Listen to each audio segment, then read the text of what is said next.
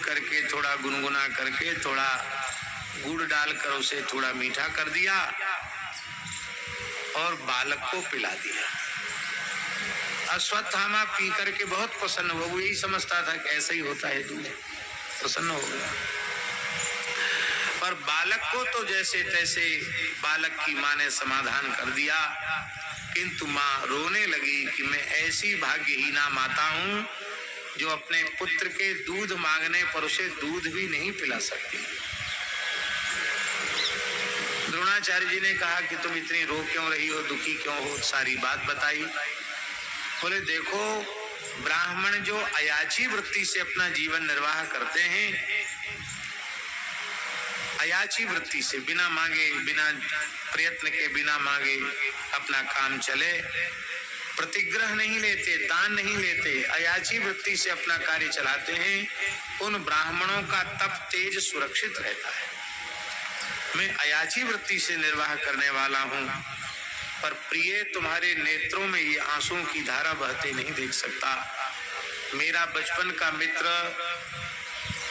द्रुपद है, अब वह पांचाल देश का राजा बन गया है, तो मैं एक पयस्विनी गाय, दूध वाली गाय अपने मित्र से, राज्य हमको नहीं चाहिए, कहा तो उसने था आधा राज्य दे दूंगा, पर मुझे क्या प्रयोजन है, मुझे नहीं चाहिए, पर एक गाय ले सकता। और शास्त्रों में ऐसा लिखा है, ब्राह्मण अयाची वृत्ति से निर्वाह करने वाला हो, प्रतिग्रह न लेता हो, दान न लेता हो किसी का, और अयाची वृत्ति से निर्वाह करने वाला हो, किंतु वह ब्राह्मण अपने होम कर्म के संपादन के लिए, यज्ञ कर्म संपादन के लिए, देव कर्म और पितृकर्म संपादन के लिए यदि राजा से मांग करके गाय लेता है तो उसको याचना का दोष नहीं लगता, उसको अयाचित वृत्ति ही मानी जाती है, क्योंकि वैदिक कर्म बिना वेद लक्षणा गाय के गव्य पदार्थ के संभव नहीं है, और ब्राह्मण की जिम्मेवारी है उस धर्म को सुरक्षित रखना। इसलिए ब्राह्मण का उसको उसकी अयाचित वृत्ति में बाधा नहीं पड़ती। इस भाव से द्रोणाचार्य द्रुपद के यहाँ गए। महाराज जी, आपका कोई बहुत बचपन का मित्र हो, 10-5 साल अंतराल आ गया हो, तो भी तो आने के बाद आप उसको पहचानेंगे कि नहीं पहचानेंगे? ऐसे भुलक्कड़ तो नहीं हो जाएंगे, कहेंगे तुम कौन हो, कहां से आए? पर धन का मद, पद प्रतिष्ठा का मद कितना भीषण होता है, भयंकर होता है। द्रोणाचार्य बड़ी प्रसन्नता से गए थे कि मेरा मित्र उठकर मेरा आदर करेगा, लेकिन द्रुपद ने उनकी ओर ठीक से स्नेह पूर्वक देखा तक नहीं।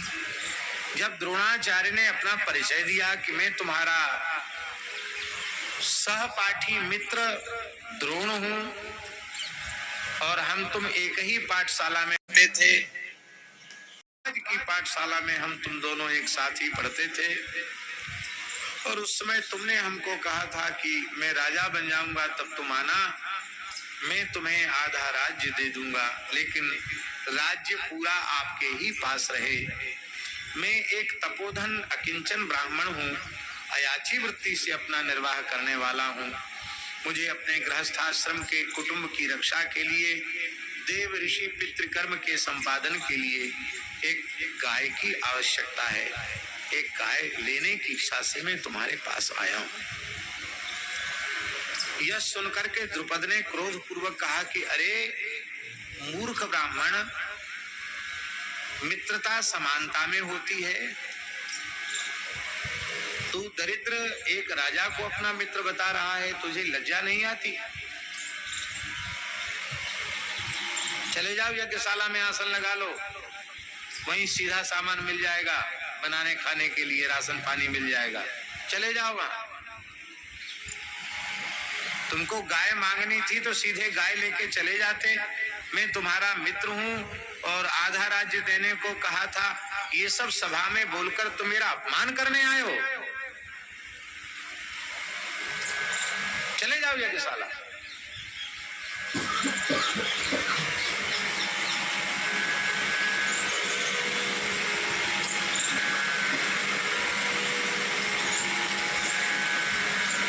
देखो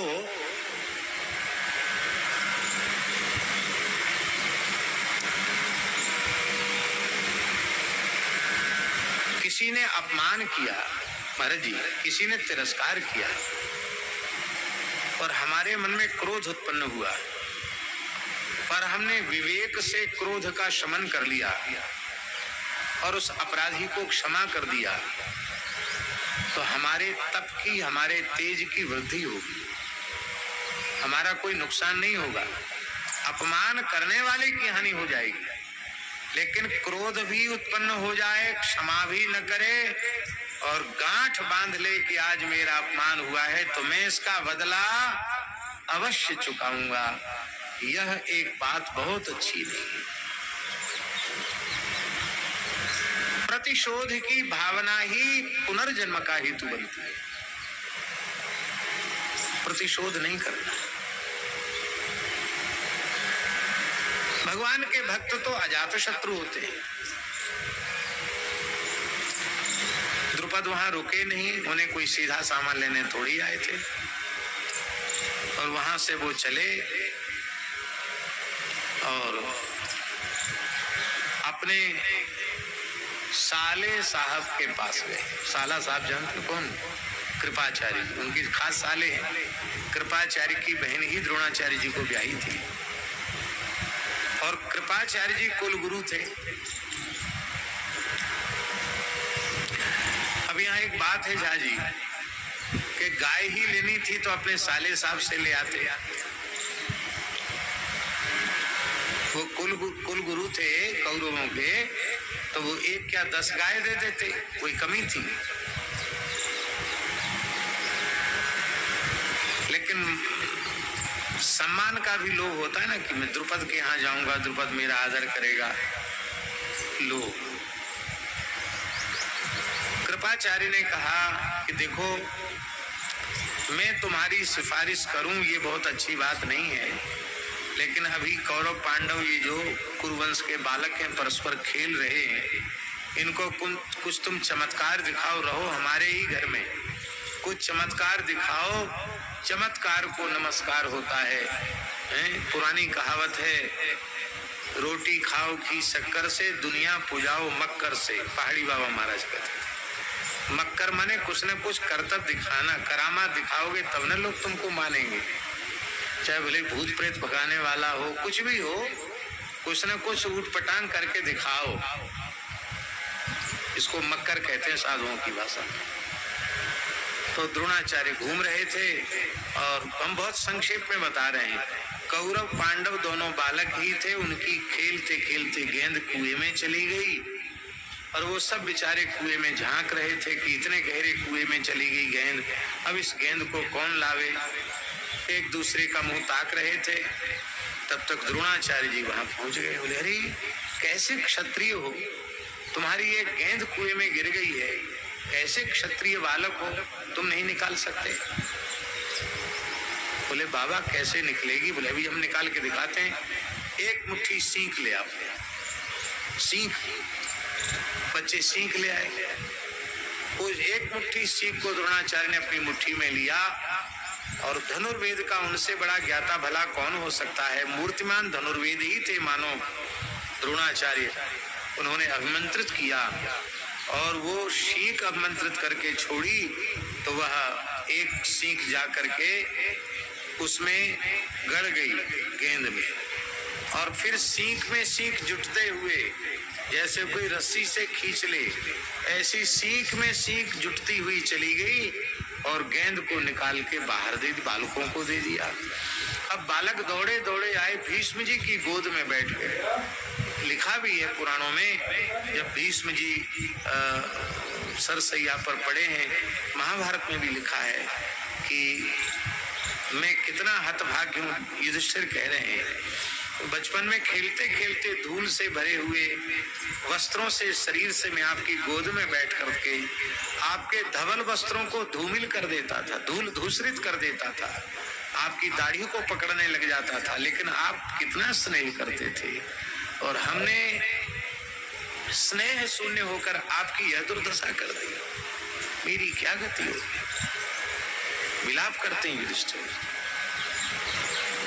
बालक गोद में बैठे हैं, सारी बात बताई तो भीष्म पितामह समझ गए कि इस प्रकार की अस्त्र विद्या केवल और केवल इस समय धरती पर द्रोणाचार्य जी में, या तो हमारे गुरु परशुराम जी में है, या श्री द्रोणाचार्य में है, तीसरे में ऐसा दिव्य ज्ञान अस्त्र का संभव नहीं है। ये तो बड़े सौभाग्य की बात। बोलो कहाँ कहाँ मिले आपको?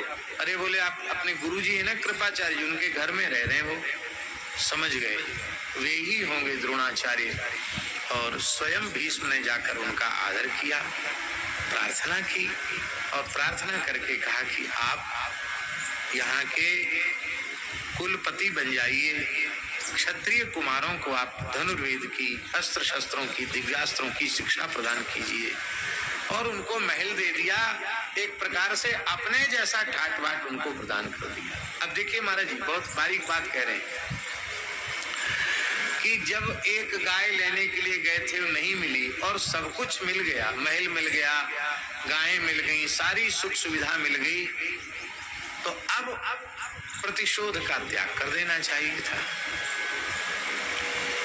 लेकिन वह गए ही इसलिए थे कि हमें द्रुपद से बदला लेना है, इसके लिए हमें शक्ति संपन्न बनना है, और उन्होंने उस पद को स्वीकार किया। कौरव पांडवों को खूब लगन से पढ़ाया, और उनका प्रदर्शन भी सबके सामने हुआ, महाभारत ग्रंथ प्रमाण है।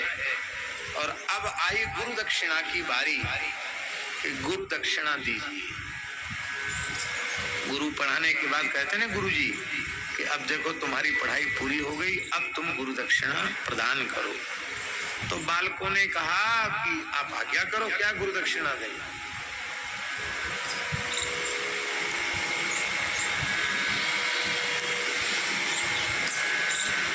बोले हमारी गुरु दक्षिणा यही है कि द्रुपद को परास्त करो और उसको अपदस्थ करके उसका राज्य छीन करके मुझे अर्पित कर दो, ये मेरी गुरु दक्षिणा। ये भाव था उनके मन में। और कौरवों ने चढ़ाई की, पर अतिरथी महावीर द्रुपद ने सबको परास्त कर दिया। कर्ण की भी दाल वहां गली नहीं, कर्ण भी पराजित हो गया। द्रुपद महारथी थे, कोई सामान्य योद्धा नहीं थे द्रुपद। पर जब पांडवों को कहा गया तो वीरवर अर्जुन ने, गांडीवधारी अर्जुन ने, महाबली भीमसेन ने, युधिष्ठिर ने, पांचों पांडवों ने युद्ध किया, और द्रुपद को परास्त ही नहीं किया, द्रुपद को रस्सियों से बांधकर अर्जुन ने द्रोणाचार्य के चरणों में डाल दिया। उस समय द्रोणाचार्य ने कहा, कहो मित्र द्रुपद, तुमने कहा था कि एक निर्धन की, एक धनवान से, राजा से क्या मैत्री। अब तुम स्मरण करो, अब तो तुम मेरे ही जैसे हो चुके हो, अब तुम्हारे पास राज्य नहीं है, मेरे शिष्यों ने तुम्हारा राज्य जीत लिया है, अब तुम्हारे प्राण भी हमारे अधीन हैं। बोलो अब तुम्हें मित्रता का स्मरण है कि नहीं। द्रुपद ने कहा कि हाँ, हमें अब सब याद आ गया, अब राज्य भी आपके अधीन है और हमारे प्राण भी आपके अधीन है। देखो तुम क्षत्रिय हो, तुमने प्रेम को भुलाया पर मैंने नहीं भुलाया, मैं अभी भी तुमको मित्र मानकर प्राणदान दे रहा हूं। पर तुमने मुझे जो वचन दिया था आधा राज्य दे दूंगा, तो तुम्हारा वचन सुरक्षित रहे, तुम्हारे धर्म की वचन की रक्षा हो, इसलिए मैं तुम्हारा आधा राज्य ले लेता हूं। और आधा राज्य द्रुपद ने, द्रोणाचार्य ने द्रुपद का आधा राज्य ले लिया। आधे राज्य के मालिक द्रोणाचार्य बन गए, राजा हो गए एक प्रकार से। भाई आधा राज्य द्रुपद के पास, आधा राज्य इनके पास, तो राजा हो गए कि नहीं हो गए। अब देखिए, एक ब्राह्मण ने क्षमा नहीं किया तो क्षत्रिय तो उसमें वह उस प्रकार का शौर्य रहता ही है। क्षत्रिय तो प्रतिशोध की भावना क्षत्रिय में न रहेगी तो किस में रहेगी। उसने निश्चय कर लिया कि इस समय मेरा शत्रु द्रोण इतना बलवान है कि मैं उसे परास्त कर नहीं सकता हूं, तो हमको अब मानवीय बल का या अस्त्र शस्त्रों के बल का आश्रय नहीं लेकर हमें दैवी बल का आश्रय लेना चाहिए। और द्रुपद ब्राह्मणों के पास जा जाकर प्रार्थना करने लग गया कि इस प्रकार का मारण यज्ञ कराओ कि द्रोणाचार्य की मृत्यु हो जाए।